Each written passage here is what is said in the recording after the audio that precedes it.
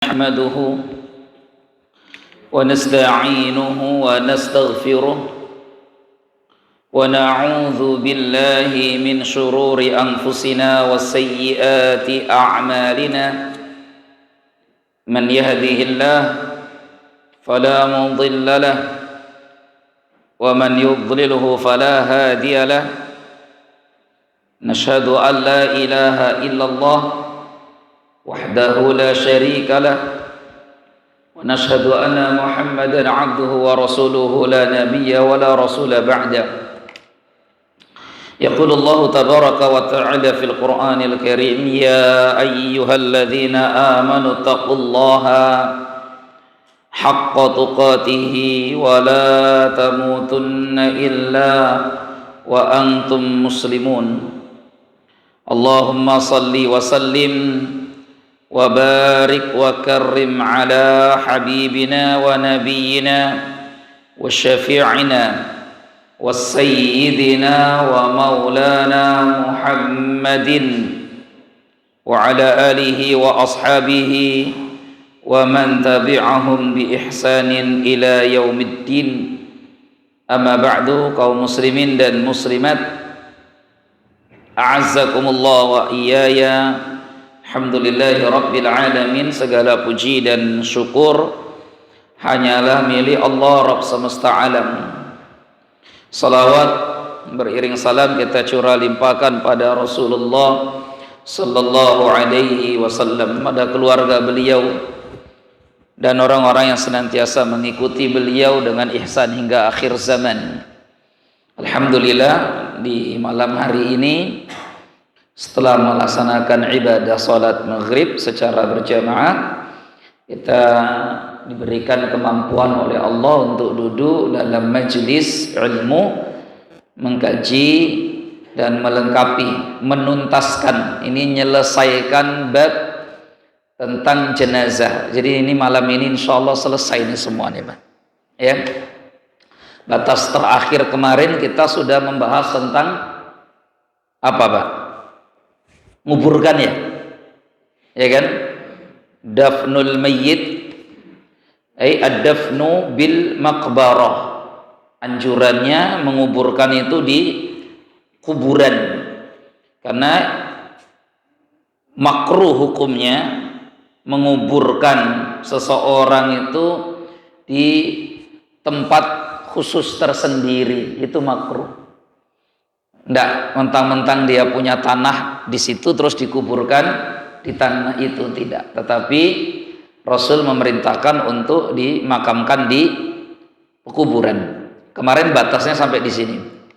Wala yajuzu an yudfana rajulani wa lamra'atani aw rajulun wa imra'atun fi qabrin wahid min ghairi daruratin. Tidak boleh menguburkan dalam satu lubang kuburan diisi oleh dua orang, baik laki-laki atau dua orang baik perempuan atau suami istri. Tidak mentang-mentang ini misalkan meninggalnya berbarengan, suami istri dikuburkan dalam satu lubang, ini tidak diperbolehkan. Ya, min ghairi daruratin, kecuali karena alasan darurat. Alasan darurat itu mungkin dalam kondisi perang tidak aman dan sebagainya. Tapi kalau alasannya ini karena saling mencintai, Ustaz, makanya dikuburkan bersama. Karena dulu pesannya katanya sehidup semati. Katanya begitu ya. Nah, itu bukan alasan darurat. Ya. Li'anna Nabiya sallallahu alaihi wasallam, karena Nabi sallallahu alaihi wasallam lam yudfan fi kulli qabrin, lam yadfan fi kulli qabrin illa wahida, karena Nabi itu tidak menguburkan di setiap kuburan kecuali hanya satu orang. Ya, bahkan berkata Imam An-Nawawi rahimahullah dalam kitab Majmu' Syarhul Muhadzab beliau, hadza sahihun ma'rufun fil ahadits sahihah. Ketetapan bahwa tidak boleh menguburkan dalam satu lubang itu lebih dari satu jenazah, ini adalah berita yang sahih dan ma'ruf, dikenal dalam banyak hadis, kecuali ada darurat. Apa itu darurat ukurannya?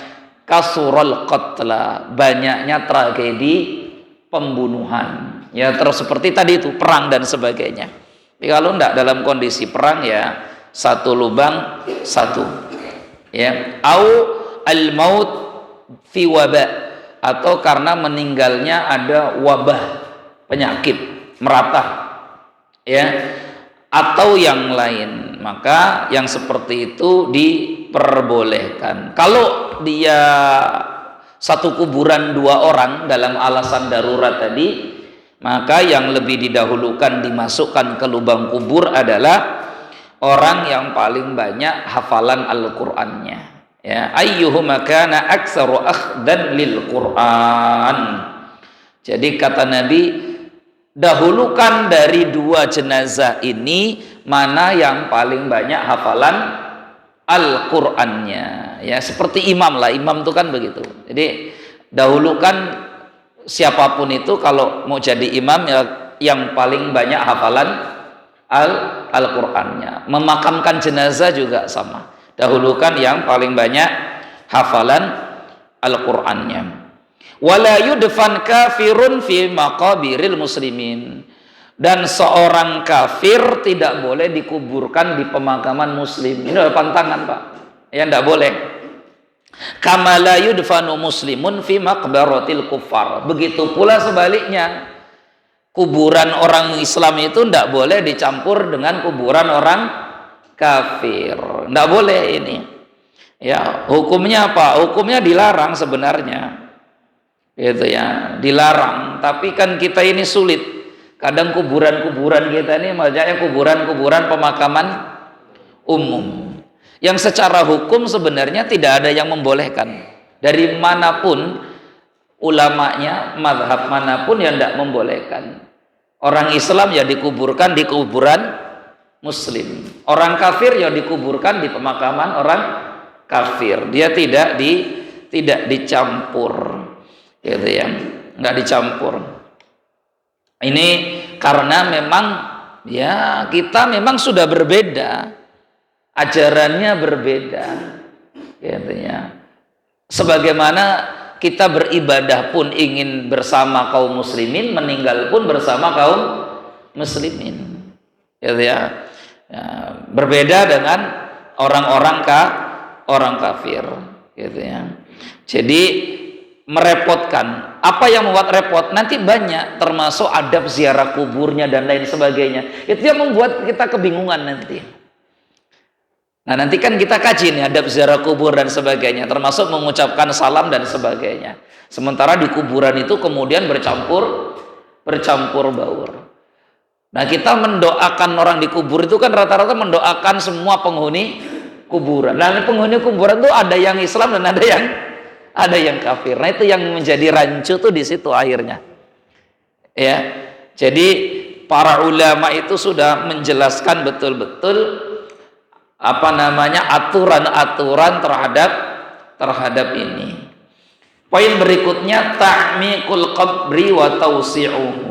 Mendalamkan kuburan. Berapa sih ukuran dalam mazhab Syafi'i kuburan itu dalamnya? Kalau kita buka kitab-kitab mazhab Syafi'i seperti Fathul Qarib misalkan, atau kemudian Matan Abi Syuja' ya misalkan, atau kitab ini Al-Mu'tamad fi Fiqh Syafi'i, kita akan temukan bahwa dalam mazhab Syafi'i itu qadaru dzalika bi arba'ati adhru'in wa nisfin. Dalamnya kuburan itu menurut ukuran mazhab Syafi'i adalah 4,5 hasta. 4,5 hasta. 1 hasta itu berapa senti, Pak? Ini 1 hasta namanya. Ini 1 hasta. Ini berapa senti ini? Ya nggak sampai 50 ini. Ya, ini sekitar ya 40-an lah ya. 40-an. Tergantung sih tangannya siapa kan itu. Ini kan hasta ini. Makanya ada perguruan hasta pamungkas. Ya, ada juga hasta celamitan. Dikit-dikit minta, dikit-dikit minta. Ini namanya hasta celabi. Ini hasta pamungkas. Ini namanya hasta. Ya, dalam bahasa hadis disebut dengan dhira. Ini dhira. Nabi Adam alaihi salam itu Allah ciptakan setinggi 60 dhira, 60 hasta. Jadi tingginya Nabi Adam itu 60 hasta. Jadi 60 ini, Pak. Ini digabung jadi 60, itu tingginya Nabi Adam alaihissalam. Jadi kira-kira berapa nih? Kalau 40 kali 60 berarti 24 meter. Kalau satu hastanya 40 cm, kalau satu hastanya 50 cm, berarti tingginya Nabi Adam 30 meter. Dan setinggi itulah nanti manusia masuk surga. Jadi kalau bapak-bapak masuk surga, nanti tingginya sekitar 30-an meter. Ya, makanya logika dinosaurus itu pernah ada. Logika dinosaurus itu pernah ada di bumi ini, tidak bisa dipungkiri. Kenapa tidak bisa dipungkiri? Ya karena Nabi Adam saja pernah hidup tingginya sekitar 30 meter. Sementara dinosaurus paling besar dan paling tinggi itu menurut catatan arkeolog hanya 7 meter. Jadi kalau Nabi Adam 24 meter, dinosaurus itu 7 meter, itu kayak ayam, Pak, di zaman kita. Ya, jadi nggak perlu bingung gitu loh, nggak perlu bingung. Mungkin yang dinosaurus yang lehernya panjang itu, ya, itu di zaman kita nih kayak angsa, kayak soang, gitu ya, gitu. Jadi karena kita ngukur kita hari ini, nggak ngukur orang yang hidup di zaman Nabi Adam alaihissalam. Baik, jadi dalamnya kuburan itu adalah 4,5 hasta. Berarti kalau satu hasta 40 cm, idealnya itu sekitar 180. Ya dalam 180 itu. Nah, kita ini kan kadang-kadang nggak sampai 180. Paling kita ini paling berapa sih, Pak? 1 meter ya? Hah? 1 bro? Enggak, kuburan bukan kita. Kuburannya. Mana yang suka gali di sini? Rata-rata cuma segini kok ya, sedad, seperut itu. Kayaknya kalau saya masuk itu cuma orang kepala kita masih ini Kak, masih iya. Yaitu idealnya ukuran dalam mazhab Syafi'i. Ya kita kan nggak Syafi'i banget sih kalau kuburan. Yang penting ukurannya apa sih maksudnya, kenapa kok dibuat sedalam itu, tujuannya. Yang penting itu kan tujuannya, ya, bukan dalamnya. Tujuannya adalah ya supaya dia tidak dibongkar oleh binatang atau tidak berbau keluar. Itu tujuannya. Jadi kita tuh bisa mengukur dari, oh ini kalau sudah dikubur insya Allah baunya tidak keluar, dan insya Allah binatang pun tidak bisa membongkarnya. Itu ukurannya. Sama seperti dalam mazhab Syafi'i, ketika Rasul menerangkan bagaimana tata cara ruku' dalam sholat, itu kan Nabi diterangkan oleh para sahabat. Ya, kata para sahabat, wa amsaka ya rukbataihi wa hasara dhahrahu. Rasulullah itu kalau ruku amsaka bihima rukbataihi. Nabi itu memegang lutut dengkulnya. Nabi itu kalau ruku beliau memegang lututnya, dengkulnya, wa hasara dhahra, dan meluruskan punggungnya. Itu dalam hadis Nabi seperti itu. Tapi para ulama mazhab Syafi'i nanti menerangkan, ini adalah tata cara ruku yang paling sempurna. Hanya di sana kadang, kata mereka, ada orang yang mohon maaf, tangannya kadang tidak normal ukurannya, tidak biasanya, atau kakinya kadang tidak normal, terlalu panjang misalkan, atau tangannya pendek, sehingga kalau mereka pegang lutut justru punggungnya tidak nggak lurus. Maka kata para ulama, ruku itu yang dijadikan sempurna tidaknya punggungnya yang lurus. Jadi yang penting ukurannya itu punggungnya yang lurus. Mau tangannya memegang lutut atau di bawah lutut atau di atas lutut itu tidak jadi soal, yang penting punggungnya lurus. Nah, itu kalau tidak lurus tuh maling sholat namanya. Iya, jadi Rasulullah itu pernah menyebut seburuk-buruk pencuri adalah pencuri sholat, dan sebaik-baik pencuri adalah pencuri salam. Nabi bersabda begitu dalam hadisnya. Seburuk-buruk pencuri adalah pencuri sholat, sebaik-baik pencuri adalah pencuri salam. Terus Rasul menerangkan apa yang dimaksud pencuri sholat, yaitu orang yang kalau ruku tidak sempurna, sujudnya enggak sempurna. Jadi ruku saja dikorup sama dia, dikorupsi. Harusnya ruku itu kan lurus begini, Pak. Jadi rukunya begini, ya. Nah itu, jadi itu namanya pencuri sholat. Jadi kan ada orang kadang kalau ruku, mohon maaf, rukunya itu nggak lurus dia. Ya, yang penting begitu saja. Itu namanya kata Nabi seburuk-buruk pencuri. Sebaik-baik pencuri ya pencuri apa? Pencuri salam. Apa maksudnya pencuri salam, Pak? Maksudnya apa pencuri salam? Nah, orang yang mendahului salam, bukan dahului imam, dahului salamnya batal. Nanti salah paham lagi ya, sambil ngantuk pengajian kita. Dahului salam ini pas sebaik-baik amal. Imam belum salam dia assalamualaikum. Batal, Pak. Maksudnya itu kalau kita ketemu orang itu kan kemungkinan kita ini dua. Kita mendahului salam atau menunggu salam. Kan gitu kan? Kalau saya ketemu sama Bapak, ya, apa yang saya lakukan? Saya senyum dulu, kemudian saya assalamualaikum warahmatullah. Sebelum orang memulai, saya curi star dulu. Maka itulah pencuri terbaik. Pencuri apa? Pencuri salam. Ya, bukan pencuri hatimu ya, bukan, ya. Pencuri salam. Karena orang yang mencuri salam itu pahalanya paling besar.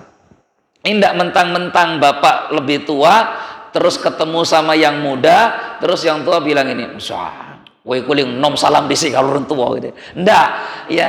Karena Rasulullah sallallahu alaihi wasallam yusallimu ala sibyan. Nabi itu mengucapkan salam kepada anak-anak kecil ya. Anak-anak kecil ketemu Nabi ucapkan salam. Assalamualaikum, enggak masalah.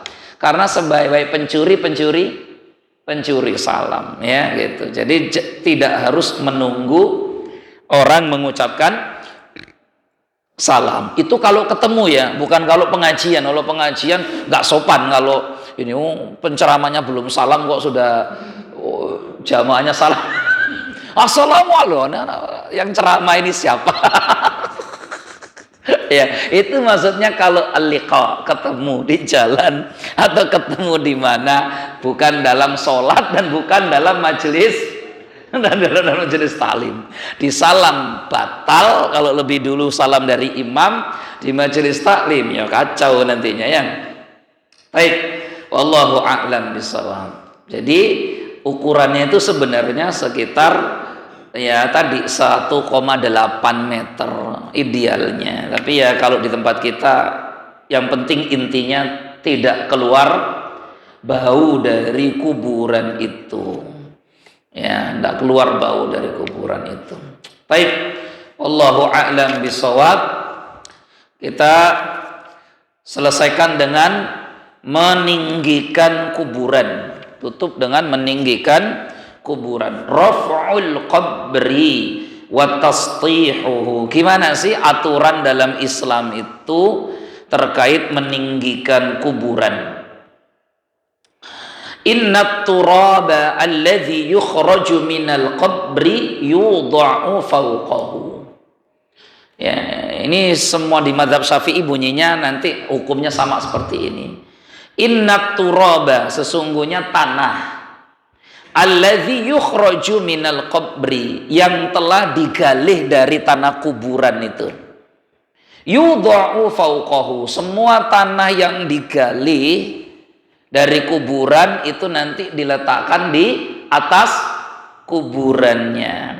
Wala yuzadu alai, dan tidak perlu ditambah lagi dengan tanah yang lain. Paham ya Pak ya? Kan kalau kita mau menggali kuburan kan kita gali tanahnya itu. Tanah yang sudah digali itulah nanti yang digunakan untuk menguburkan si mayit. La yuzadu alai, tidak perlu ditambah, nggak perlu ditambah, ya. Li'alla yartafi'al qabru irtifa'an katsira, agar kuburan itu tidak tinggi. Fa in zadu fala ba'sa, jadi nggak boleh ditinggikan tinggi itu kuburan, enggak. Ya, bahkan dalam mazhab Syafi'i itu sunnah hukumnya yundabu raf'ul qabri shibran takriban. Sunnah hukumnya meninggikan kuburan itu cukup 1 jengkal saja. Itu nggak hanya di mazhab Syafi'i, di mazhab Hambali juga sama begitu. Ya, hampir sepakat ulama 4 mazhab kuburan itu ya begitu, karena ini langsung dari Nabi. Jadi Rasulullah itu membolehkan kalau kuburan mau ditinggikan, tinggikanlah 1 jengkal, tanahnya gundukan begitu. Hanya nanti di mazhab Syafi'i diberikan toleransi, lebih dari 1 jengkal nggak apa-apa, lebih dari 1 jengkal tidak apa-apa dalam mazhab Syafi'i. Syaratnya apa? Kelebihan dari 1 jengkal itu adalah tanah yang sudah digali, tanah yang sudah diambil dari kuburan itu, bukan dia cari lagi di mana untuk nambah tinggi, enggak. Ya, jadi dalam Islam itu enggak dibolehkan meninggikan kuburan itu enggak dibolehkan. Pendapatnya cuma 2, antara makruh sama haram. Dalam mazhab itu meninggikan kuburan lebih tinggi-tinggi, misalnya tinggi-tinggi segini gitu ya, kuburan sampai tinggi-tinggi begini misalkan, itu dalam mazhab cuma 2 kesimpulannya. Kalau enggak haram, sebagian berpendapat haram, sebagian berpendapat makruh. Di mazhab Syafi'i makruh, tidak sampai haram, meninggikan lebih daripada itu. Maka di sini dikatakan yundabu, sunnah hukumnya raf'ul qabri shibran takriban, meninggikan kuburan itu sejengkal. Tujuannya apa sih ditinggikan sejengkal itu? Liyu'rafa fayuzaru wa yuhtaram, supaya jadi tanda kalau tanah itu adalah kuburan, sehingga bisa diziarahi dan ya dijaga kehormatannya, karena kuburan pun harus dijaga kehormatannya. Ini fungsinya ditinggikan sejengkal itu cuma untuk apa? Sebagai tanda, oh kalau ini adalah kuburan. Ya, wala yanbishuhu man yuridu an yukbar ghairuhu, ya gitu. Jadi aturannya sih sebenarnya jangan dibongkar kalau ada yang mau dikuburkan lagi di lubang itu. Aturannya sih sebenarnya begitu. Ini kan kalau bicara ideal ya, idealnya tuh kuburan yang sudah dimakamkan ya jangan dibongkar, idealnya. Tapi apakah ini haram? Tidak haram, sifatnya makruh. Kenapa? Karena terkait dengan kebutuhan tadi.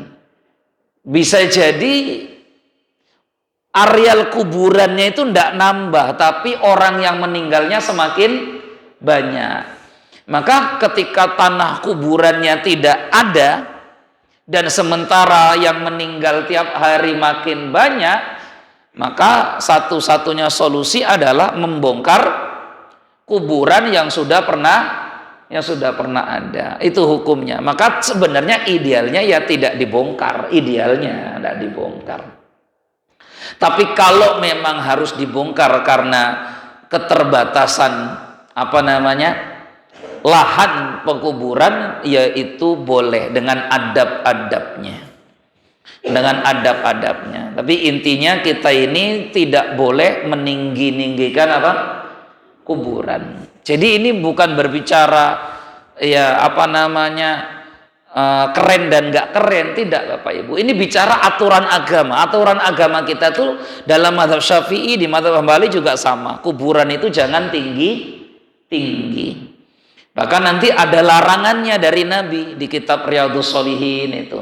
Tapi larangan dari Nabi itu difahami dua oleh para ulama. Sebagian memahami haram, sebagian memahami itu makruh. Makruh artinya dibenci. An yuj'al inda ra'sihi alamatun min hajarin aw ghairi. Di kepala kuburan itu hendaknya diberikan tanda, baik batu atau yang lainnya. Boleh batu, boleh yang lainnya. Ya, yang penting tanda kalau itu kepalanya si mayit, ya dikasih tanda. Itu aturannya seperti itu. Tapi kalau sekarang kita sudah pakai batu-batu lah, ya. Mana batunya juga lumayan mahal tuh. Kalau batu-batu tanda itu tuh sekitar 200-an ribu kalau nggak salah batu-batunya. Ya, batu pesen itu, pakai nomor-nomor, angka-angka dia. Ya, biasanya itu tergantung peraturan di pemakamannya. Ya. Wa yukrahu, nah ini kata mazhab Syafi'i. Wa yukrahu, makruh hukumnya, artinya dibenci, tidak disukai. An yujassasal qabru, kuburan itu dikapur, dikejing. Ya, mengkejing kuburan itu hukumnya apa? Makruh. Jadi mazhab Syafi'i itu mengambil pendapat makruh mengkejing kuburan. Nanti ulama yang lain itu berpendapat haram. Jadi intinya mengkejing kuburan itu antara haram sama makruh. Ya biarpun hari ini banyak orang melakukannya. Tapi ini perlu dijelaskan supaya kita paham. Kalau semua orang diam nanti nggak pada tahu umat ini.